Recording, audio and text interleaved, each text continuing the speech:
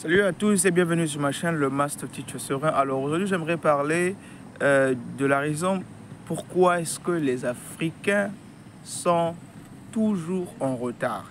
C'est-à-dire que chez nous, ce n'est plus seulement question d'économie, question de technologie, question d'avancement sur les enjeux politiques et socio-économiques, mais aussi même dans la mentalité. Vous allez voir beaucoup des Africains qui se disent que non, nous sommes des Bantous, notre culture c'est d'être en retard. Vous avez un rendez-vous avec quelqu'un, c'est vous-même qui fêtez votre anniversaire, c'est vous qui invitez les gens, c'est vous qui venez en retard. C'est-à-dire que quand vous avez un rendez-vous avec les Africains, en général, je ne parle pas des gens quand même qui s'adaptent avec l'évolution de la vie, mais on veut toujours retourner à cette mentalité-là qui en réalité nous permet pas d'avancer. On est toujours en retard, en tout. Et donc, les raisons pour lesquelles nous sommes en retard en particulier, dans l'avancement économique et tout ça, et politique, je dirais que c'est d'abord l'irresponsabilité. C'est-à-dire qu'en Afrique, vous allez vous rendre compte qu'on n'a plus des compétences qu'il faut.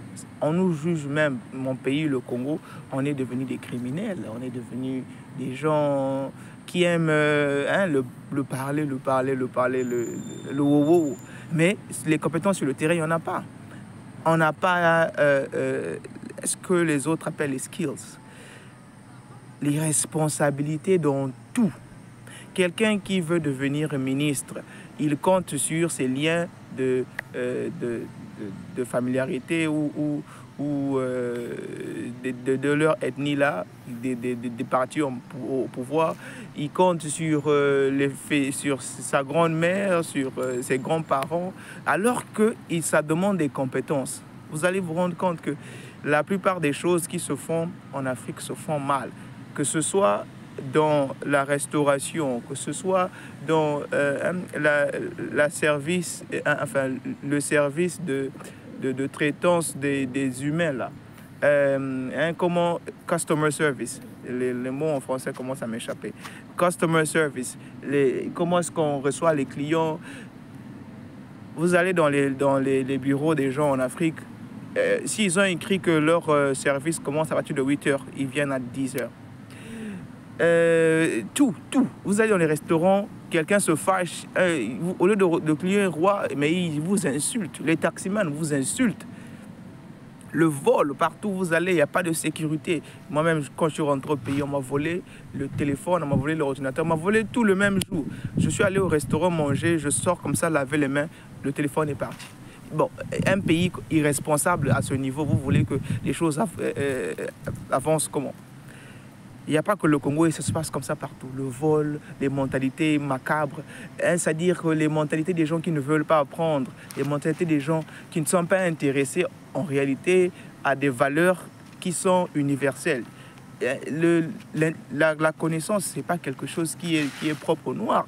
Tout le monde a la capacité de cogiter, tout le monde a la capacité de réfléchir, d'apprendre afin de devenir utile dans la société.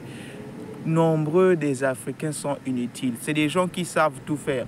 Vous allez dire à quelqu'un, bon, ok, moi je veux construire une maison, je vous envoie l'argent, il va vous bouffer l'argent, il va dire que c'est un expert, c'est pas un expert. Vous voulez commencer un projet en Afrique? J'ai commencé un projet, j'ai perdu beaucoup d'argent pour rien avec que ce soit la famille, que ce soit les proches. Vous leur donnez quelques responsabilités parce que vous ne pouvez pas en même temps chercher l'argent et être sur place. Vous voulez leur laisser à la gérance, ils vont dire que non, il pleuvait, que non, on m'a escroqué, ceci. Il y a toujours des histoires comme ça. Et à la fin, vous vous rendez compte que c'est vraiment de l'incompétence à 100%. Rien ne marche parce que nous-mêmes, nous ne faisons aucun effort. Et nous ne voulons pas aussi apprendre. Les autres, moins. Les Chinois, là, il n'y a pas longtemps, plus de 50 ans, là, ils n'étaient rien. Mais là, vous voyez où les Chinois sont arrivés. Ils sont devenus super influents dans le monde parce qu'ils ont appris. Parce qu'ils ont appris de leurs erreurs du passé, parce qu'ils ont été travailleurs et continuent de travailler. La deuxième chose qu'il faut dire sur le retard des Africains, c'est aussi le fait de la dépendance. La dépendance aux croyances, la dépendance dans notre mentalité, de façon de faire. Vous allez vous rendre compte que la majorité des Africains se disent qu'il faut attendre le retour de Jésus pour venir sauver et pour venir régler nos problèmes. Des fous, des malades mentaux. Et que vous allez vous rendre compte que Comme j'ai dit au départ, là, qu'il y a beaucoup des Africains qui pensent que leur problème, c'est dû au gouvernement, que c'est dû aux circonstances de leur pays, que c'est dû à leurs grands-pères qui les ont maudits, qui sont dans la sorcellerie, qu'on les a bloqués quelque part. Donc, vous voyez que l'Africain a toujours quelque chose qui lui bloque de lui-même. Et cette dépendance-là, en réalité, c'est à toi de prendre le dominion, la dominance sur ta vie. C'est à toi de décider que non, c'est fini. Là, je commence à changer les choses. On n'a pas cette mentalité-là. On dépend de tout le monde. On ne veut pas faire les choses nous-mêmes. Vous allez voir que la majorité des pays pauvres en Afrique, même les cure-dents, ils ne peuvent pas manufacturer sur le terrain. Pourtant, ils ont des forêts.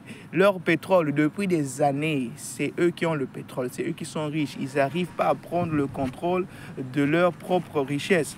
Mais ça, c'est quelle dépendance? Comment voulez-vous que ce pays-là puisse avoir, ce continent-là puisse avoir un futur avec cette espèce de dépendance-là?